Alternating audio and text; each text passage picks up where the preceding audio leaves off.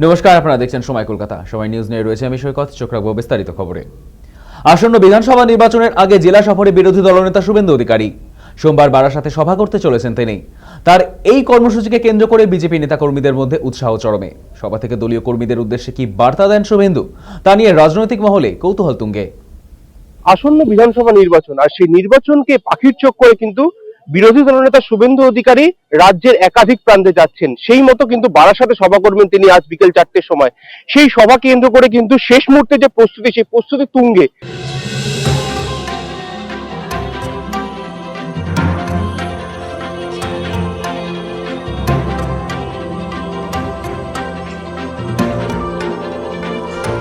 বিজেপির জেলা সভাপতি, তার কাছে আমি চলে যাবো। শেষ মুহূর্তের প্রস্তুতি ঠিক কতটা সেটা তার কাছে শুনে নেবো। দাদা, শেষ মুহূর্তের প্রস্তুতি, আর কিছুক্ষণের মধ্যে শুভেন্দু অধিকারী আসবেন, কতটা প্রস্তুত আপনারা? আমরা আমাদের দিক থেকে সম্পূর্ণরূপে প্রস্তুত আছি। কতবার একটা সভা, আপনারা একটা মিছিল করেছিলেন, সেই মিছিল চলাকালীন আপনাদের মিছিলের উপর হামলা হয়, তার পরবর্তীকালে আজকে সভা, পুলিশ প্রশাসন কতটা তৎপর এবং আপনাদের সাথে কি কথা বলেছে পুলিশ প্রশাসন? পুলিশ প্রশাসন কথা বলেছে। দেখুন, নিরাপত্তার দায়িত্ব পুলিশের, ওটা নিয়ে আমাদের কিছু বলার নেই। পুলিশ কি ব্যবস্থা করবেন সেটা পুলিশ বুঝবেন। আমাদের আর যেটা বলছেন গতবার হয়েছে ওই জিনিস এবার আর হবে না।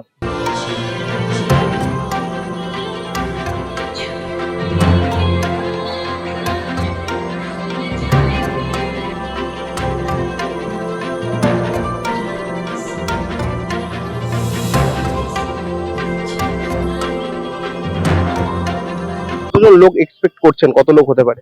দেখুন,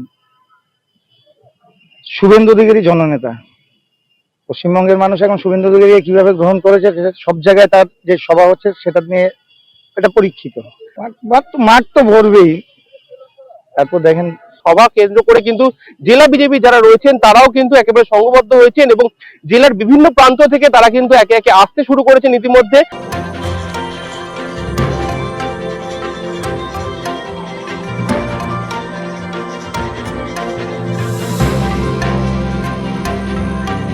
বারাসাত থেকে ক্যামেরা রাজু দাসের সাথে দীপ সেন, সময় কলকাতা।